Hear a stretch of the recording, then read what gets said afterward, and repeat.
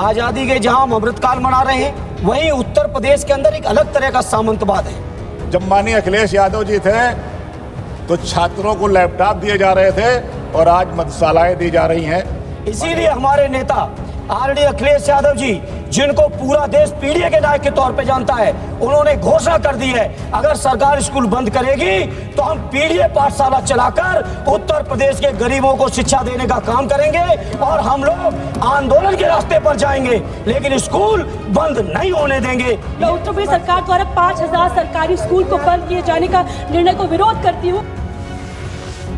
देश की पिछली सरकारों में स्कूल में हर बच्चा जाए, सबके गांव के पास में स्कूल हो, उसके लिए प्रचार किया जाता था, नीतियां बनाई जाती थी, नए नए स्कूल खोले जाते थे। आपको एक गाना याद है? सपनों को बस्ते में रख कर चले हम, उम्मीदों को पथ पर घर से चले हम, उम्मीदों के पथ पर घर से चले हम, स्कूल चले हम जो बन न सके थे कभी, काटी जैसी भी हो जिंदगी, पर अपने बच्चों को हम देंगे उनकी राहें, स्कूल चले हम। सरकारों ने नियम बना करके, पॉलिसी बना करके, जनता के पैसे से जनता के लिए मुफ्त यानी निःशुल्क सरकारी शिक्षा की व्यवस्था की। बाबा साहब डॉक्टर भीमराव अंबेडकर के संविधान में इसका प्रावधान था।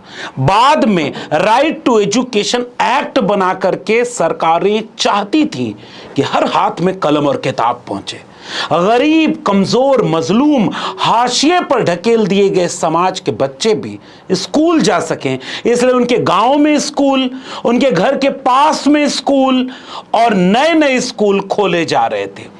लेकिन आज उत्तर प्रदेश ही नहीं, पूरे देश की सरकारें पुराने खोले गए सरकारी स्कूलों को बंद कर रही हैं और प्राइवेट स्कूलों की बाढ़ आ रही है।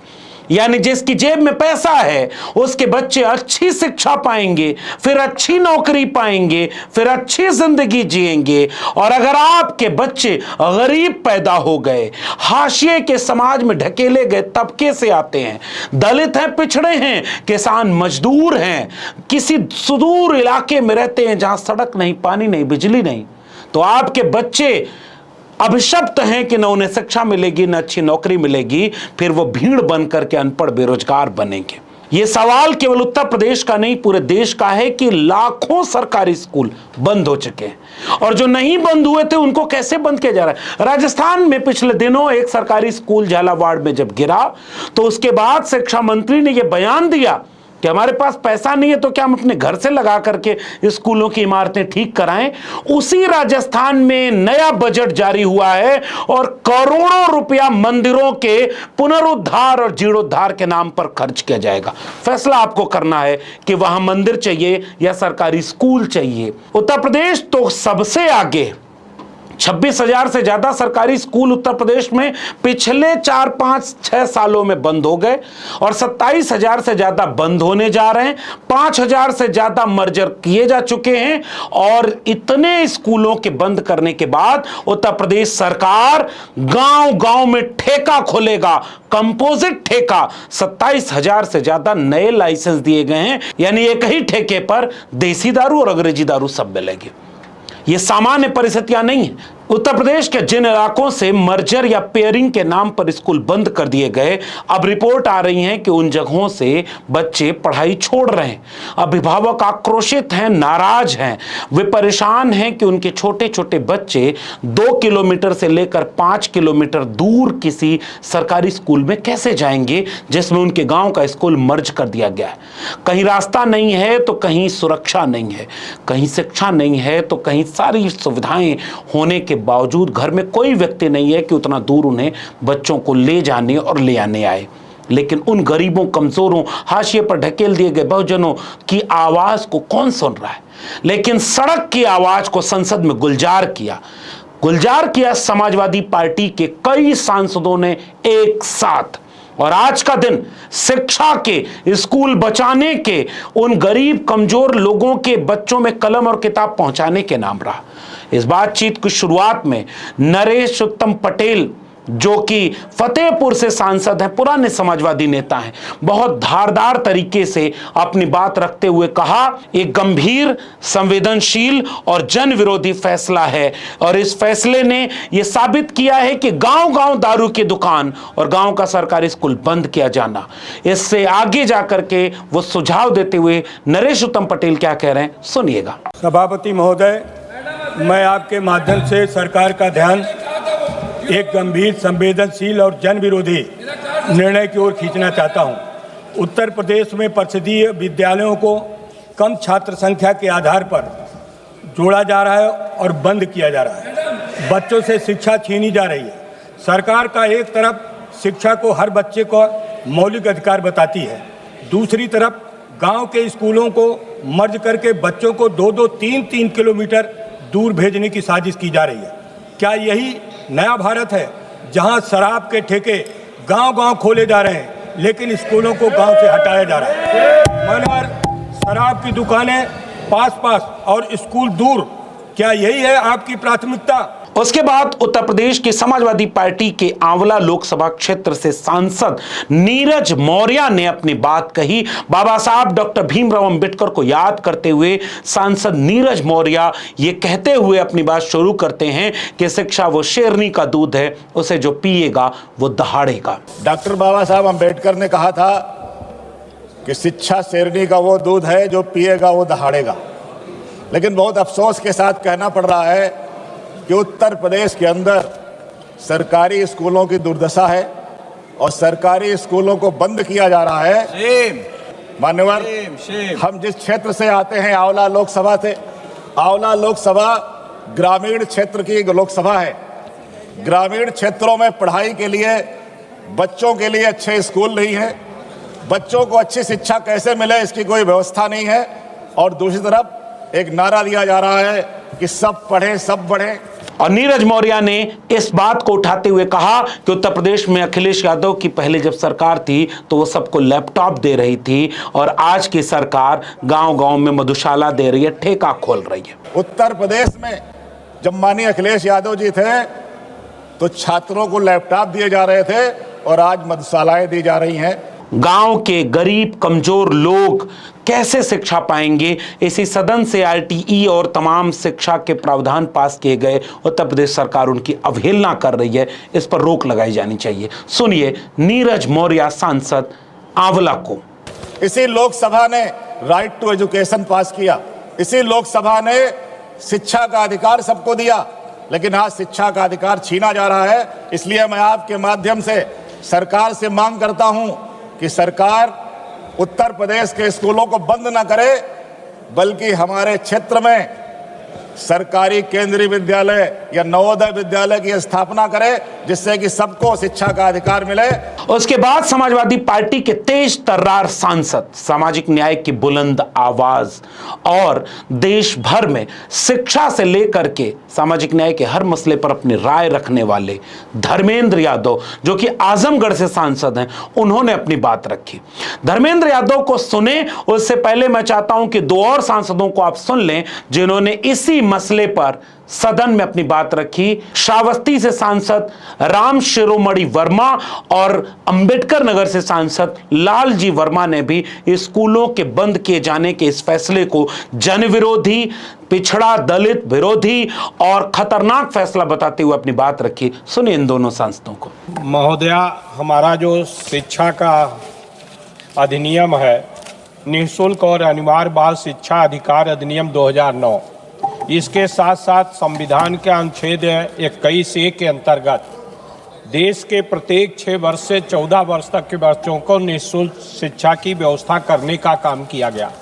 इसी के तहत सर्व शिक्षा अभियान के तहत प्रत्येक 1 किलोमीटर पर बच्चों को निःशुल्क शिक्षा उपलब्ध कराई जा सके, इसके लिए विद्यालय खोले गए।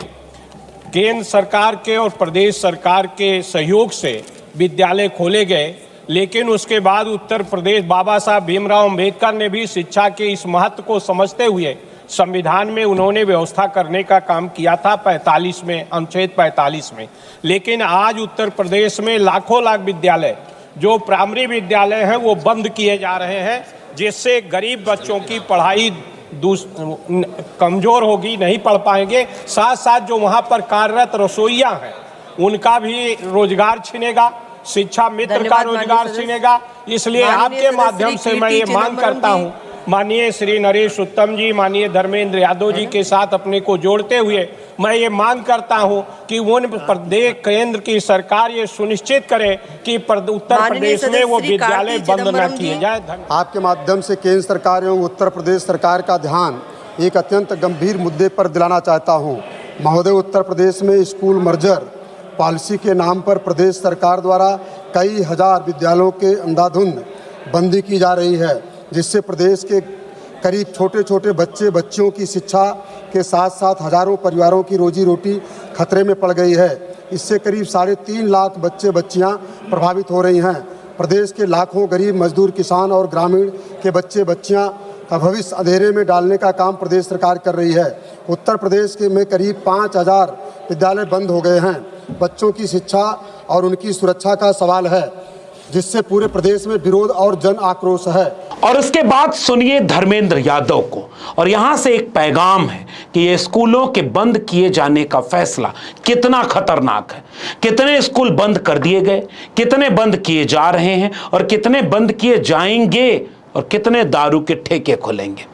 बाबा साहब डॉक्टर भीमराव अंबेडकर को याद करते हुए धर्मेंद्र यादव जी ने जब अपनी बातचीत शुरू की तो उन्होंने बाबा साहब को कोट करते हुए कहा कि जिस समाज को कमजोर करना हो उससे शिक्षा छीन लो। और शिक्षा छीनना किस तरह से पूरे समाज, खासकर पिछड़े, दलित, आदिवासी तबके से आने वाले लोग, उन तमाम लोगों से शिक्षा का अधिकार छीनना उस पूरे समाज को गुलामी के अंधकार में ढकेलने जैसा है। ये वही धर्मेंद्र यादव हैं जिन्होंने 13 पॉइंट रोस्टर जब लागू हुआ तो इसके खिलाफ सदन में लड़ाई लड़ी। हम लोग जब विश्वविद्यालयों में थे तो उस समय हमारी आवाज बन करके कोई सांसद अगर सदन में लड़ रहा था तो उसका नाम था धर्मेंद्र यादव। 2 अप्रैल का भारत बंद हुआ एससी एट्रोसिटी एक्ट पर, तब ये बोले। उसके पहले CSET आंदोलन 2014 में हुआ था, जब हम लोगों का पहला सामाजिक आंदोलन था, तब भी धर्मेंद्र यादव शिक्षा के मसले पर आवाज उठा रहे थे। और इस बार धर्मेंद्र यादव ने यहां तक कहा कि उत्तर प्रदेश में दोनों इंजन टकरा रहे हैं। तो भाई शिक्षा की नीति तो केंद्र सरकार भी बनाती है और राज्य भी बनाती है। केंद्र की नीति है कि राइट टू एजुकेशन, घर घर में शिक्षा पहुंचे, और उत्तर प्रदेश की नीति है कि शिक्षा दूर हो जाए घर से। तो ये दोनों इंजन टकरा रहे हो या न टकरा रहे हो, लेकिन कम से कम शिक्षा के अधिकार को न छीना जाए। ये कहते हुए धर्मेंद्र यादव ने चेतावनी दी कि अगर ये स्कूलों के बंद किए जाने का प्रावधान नहीं रुका तो जन आंदोलन होगा, सड़क पर आंदोलन होगा। सुनिए सपा के तेज तर्रार सांसद धर्मेंद्र यादव को। माननीय सदस्य नरेश उत्तम जी और माननीय सदस्य नीरज मौर्य जी की बात से अपने को जोड़ते हुए ये कहना चाहता हूं, बाबा साहब भीमराव अंबेडकर जी ने कहा कि जिस समाज को कमजोर करना उसको शिक्षा से वंचित कर दो। मैं समझता हूं उत्तर प्रदेश की सरकार समाज के दलित, पिछड़े, आदिवासी, मजदूरों, किसानों, बुनकरों, छोटे छोटे गरीबों के परिवारों को मुख्य धारा से दूर करने के लिए शिक्षा से वंचित करते हुए जा रहे हैं। सभापति जी, आज़ादी के जहां हम अमृतकाल मना रहे हैं, वहीं उत्तर प्रदेश के अंदर एक अलग तरह का सामंतवाद है, जहां हम लोग शिक्षा अधिकार अधिनियम के तहत हमको ये कानूनी बाध्यता है कि हर बच्चे को शिक्षा उपलब्ध कराई जाए। वहीं उत्तर प्रदेश के अंदर बड़ी विडंबना है, 1,26,012 स्कूल बंद कर दिए गए, 5,000 स्कूल मर्जर कर दिए गए, 2 लाख से ज्यादा वहां पे शिक्षकों की भर्ती रोक रखी है। जहां शिक्षा से वंचित किए जा रहे हैं गरीब लोग, पीड़ित परिवार के लोग, दलितों के लोग, वहीं 27,000 से ज्यादा दारू की दुकानें उन इलाकों में खोल दी गई। सभापति जी, सभापति जी, मेरा आपके माध्यम से, चूंकि इस बजट में केंद्र सरकार का भी पैसा है, इसलिए केंद्र सरकार इस जिम्मेदारी से बच नहीं सकती। या तो ये हो सकता है कि केंद्र के बनाए हुए कानून में उत्तर प्रदेश सरकार को नहीं मानने हैं, वहां पे आपस में इंजन टकरा रहे हैं, लेकिन टकरा रहे तो टकराते रहें, लेकिन उत्तर प्रदेश से गरीब, किसान, पिछड़े, आदिवासियों, दलितों के जो बच्चों की शिक्षा से वंचित किया जा रहा है, यह उत्तर प्रदेश का जनमानस स्वीकार नहीं करेगा। एक मिनट सभापति खत्म करें। इसीलिए हमारे नेता आरडी अखिलेश यादव जी, जिनको पूरा देश पीडीए के नायक के तौर पे जानता है, उन्होंने घोषणा कर दी है अगर सरकार स्कूल बंद करेगी तो हम पीडीए पाठशाला चलाकर उत्तर प्रदेश के गरीबों को शिक्षा देने का काम करेंगे और हम लोग आंदोलन के रास्ते पर जाएंगे, लेकिन स्कूल बंद नहीं होने देंगे। ये मैं इस मौके पर कहना चाहता हूं। बहुत बहुत धन्यवाद। आपने इन सांसदों के नामों में देखा होगा कि पीडीए समाज के लोग अखिलेश यादव के नुमाइंदगे हैं। ये वो समाजवादी लोग हैं जिसमें एक जमाने में नेताजी मुलायम सिंह यादव नारा लगा करके उत्तर भारत में एक क्रांति का जन्म दे रहे थे कि रोटी कपड़ा सस्ती हो और दवा पढ़ाई मुफ्ती हो। कमाई दवाई पढ़ाई सिंचाई के आंदोलन से उपजी समाजवादी पार्टी की विरासत अखिलेश यादव के नए उभरते हुए नेतृत्व में उन मसलों पर आवाज उठा रही है जिनमें भारत का भविष्य छिपा है। वो मसले हैं शिक्षा के, वे मसले हैं रोजगार के, सम्मान अधिकार और संविधान के। इसीलिए अखिलेश यादव ने खुद अपने बयान में साफ तौर पर कहा था कि ये जितने स्कूल बंद हो रहे हैं हम एक को भी बंद नहीं होने देंगे। हम यहां पीडीए पाठशाला चलाएंगे, बच्चों को पढ़ाएंगे और जब सरकार बनेगी तो इन स्कूलों को फिर से खोलकर हर एक हाथ में कलम और किताब पहुंचाने के अपने समाजवादी सपन को साकार करेंगे। एजुकेशन और जब ये संस्थान बंद होंगे तो सोचिए गरीब और खासकर पीडीए परिवार के बच्चे कहां पढ़ने जाएंगे।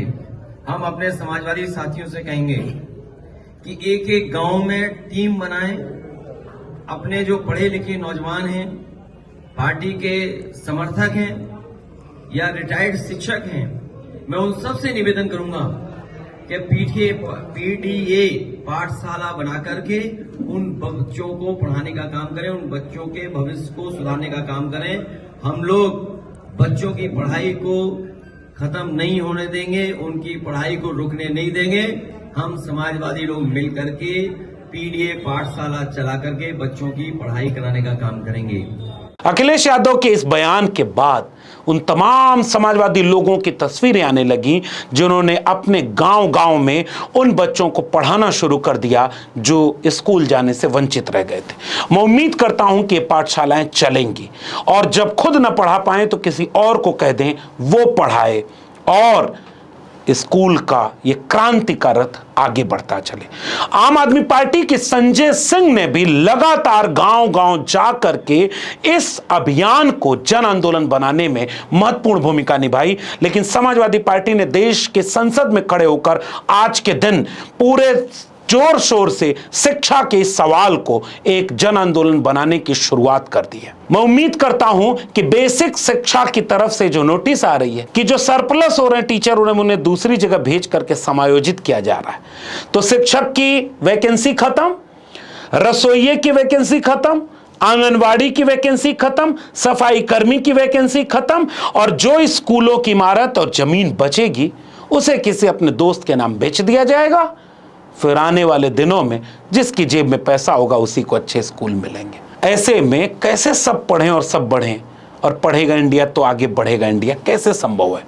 शिक्षा बुनियादी चीज है और शिक्षा बर्बाद करने वाले जानते हैं कि फूल बरसाने की जगह कहीं और है और लाठी बरसाने की जगह कहीं और है।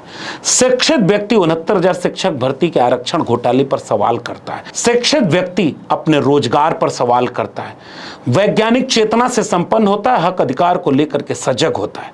शिक्षित व्यक्ति को अंधविश्वासी, पाखंडी और गुलाम बनाना, झूठ बोलना, उनको आपस में लड़ाना मुश्किल होता है। इसलिए जो सरकारें झूठ, लूट और फूट की राजनीति करती हैं वो शिक्षा को ही सबसे पहले बर्बाद करती हैं। मैं उम्मीद करता हूं कि उत्तर प्रदेश के स्कूलों के बंद किए जाने की यह घटना अब एक जन आंदोलन में तब्दील होगी, न भी स्कूल बंद होगा और न हाथ से कलम किताब छीनी जाएगी। जनता के तौर पर अगर आपको भी लगता है कि आपके बच्चों का भविष्य शिक्षा में है, कलम और किताब में है, तो घर से निकलिए। आपके बच्चे पढ़ रहे हैं तो जो इनके बच्चे नहीं पढ़ पा रहे हैं उनके लिए तो कम से कम बोलिए, तभी जाकर के आपको मुक्ति मिलेगी। महात्मा फूले ने साफ कहा था कि विद्या बिना मति गई, मति बिना गति गई, गति बिना वित्त गया, वित्त बिना शूद्र चरमराए, एक अविद्या ने जाने कितने अन्याय कर दिए। सावित्रीबाई फूले और ज्योतिबा फूले के सपनों का भारत, बाबा साहब डॉक्टर अंबेडकर के सपनों का भारत, डॉक्टर राम मनोहर लोहिया के सपनों का भारत, संविधान के सपनों का भारत तब बनेगा जब हर हाथ में कलम और किताब होगी। अगर ये वीडियो अच्छी लगी तो इसे लोगों तक जरूर शेयर करिए और अपनी टिप्पणी नीचे कमेंट बॉक्स में भी लिखिएगा। अब तक मेरे चैनल को सब्सक्राइब न किया हो तो जाते थे चैनल को सब्सक्राइब करना मत भूलिए। यहाँ इसी तरह के आपके बच्चों के भविष्य से जुड़ी हुई बातें शेयर करूंगा मैं। अगर आप घंटी की बटन यानी बेल आइकॉन दबाएंगे तो अगली वीडियो की सूचना मिलेगी। ज्वाइन करेंगे तो हमें ताकत और हिम्मत मिलेगी ताकि बुलंदी से हम अपनी बात कह सकें। अगर आप इस वीडियो को ट्विटर यानी एक्स या फेसबुक पर देख रहे हैं तो फॉलो करना मत भूलिए। फिर मिलेंगे, तब तक के लिए बहुत बहुत धन्यवाद।